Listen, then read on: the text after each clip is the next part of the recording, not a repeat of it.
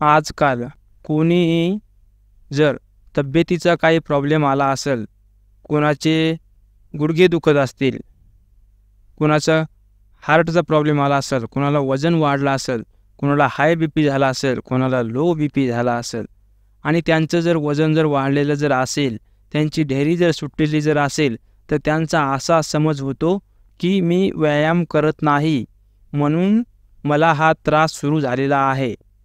आणि ते जे विचार करतात त्यांच्यानुसार त्यामध्ये सत्यतासुद्धा आहे की शरीराला हालचालीची आणि व्यायामाचा अभाव असल्यामुळे त्यांना हे अशा प्रकारचे क्रिटिकल आजार झाले आहेत आणि हे दीर्घ आजार आहेत.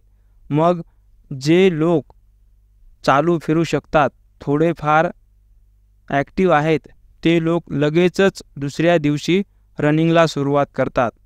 मग त्यांना असं वाटतं की रनिंग केल्यामुळे माझ्या शरीरातून घाम जाईल, माझं वजन कमी होईल, माझा फॅट कमी होईल आणि त्यामुळे मी निरोगी होईल.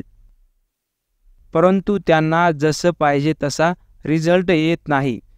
कारण रनिंगमुळे त्यांचा हार्टचा प्रॉब्लेम कमी होईल किंवा त्यांचा BP नॉर्मल होईल, त्यांचा डायबिटीज नॉर्मल होईल असं कुठेही आयुर्वेदामध्ये सांगितलेलं नाही.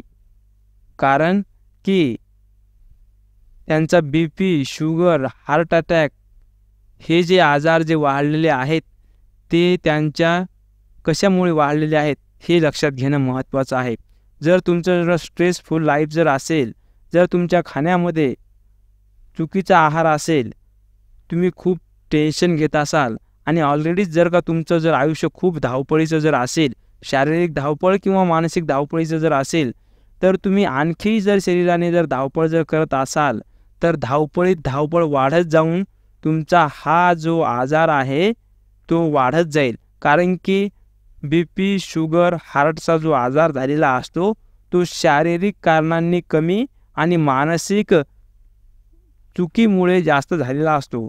शारीरिक चुकी म्हणजे चुकीचा आहार घेणे, व्यायाम शरीराला मुळीच न करणे, ह्या काही शारीरिक चुकी आहेत.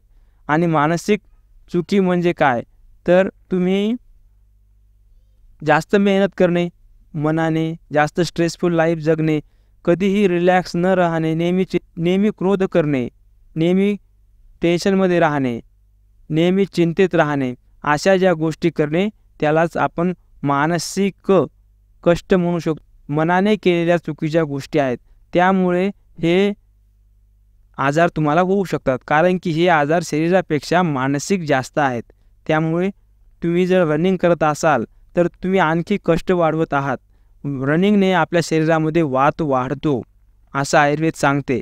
त्यामुळे जेवढ्याही तुमच्या फास्ट करण्याच्या ज्या ॲक्टिव्हिटीज आहेत, फास्ट विचार, fast food, fast running, fast exercise आणि फास्ट विचार हे जर तुम्ही जर करत असाल तर तुमचा हा जो आजार आहे तो वात शरीरामध्ये वाढत जाऊन हा आजार वाढत जाईल. त्यामुळे त्याचं जर तुम्हाला जर योग्य जर उपाय जर शोधायचा असेल या आजारांवरती, तर त्याचा योग्य असा उपाय म्हणजे रिलॅक्स करणारे व्यायाम करणे. रिलॅक्स करणारे व्यायाम कोणते असतात, तर असं समजून घ्यायचं की ज्या व्यायामाने आपल्याला आरामशीर घाम येतो ते व्यायाम आपल्याला रिलॅक्स करणारे आहेत. ज्या व्यायाम केल्यानंतर आपल्याला लगेच थकवा येत नाही ते व्यायाम आपल्याला रिलॅक्स करणारे आहेत. मग ते व्यायाम कोणते आहेत, तर सरळ सांगायचं तर योगासने त्यामध्ये येतात.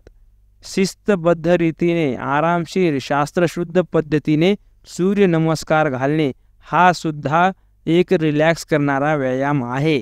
सूर्यनमस्कारसुद्धा फास्टमध्ये करू नयेत. सूर्यनमस्कार करण्याची एक पद्धत असते, ती पद्धत योग्य शिक्षकाकडून शिकून घ्यावी व व्यवस्थित जर सूर्यनमस्कार जर केले तर आपल्याला सूर्यनमस्कार मंत्रामध्ये सांगितल्याप्रमाणे आयु प्रज्ञा बलम वीर्यम तेजस तेषांच जायते, की जो दररोज सूर्यनमस्कार करतो त्याला आरोग्य, आयुष्य, तेज, वीरता, शूरता प्राप्त होते. म्हणून आपण या वेस्टर्न व्यायामाकडे जास्त न वळता जे भारतीय व्यायाम पद्धती आहेत त्यांचा स्वीकार करायला पाहिजेत व निरोगी व्हायला पाहिजेत. कसल्याही प्रकारचा खर्च न करता. धन्यवाद.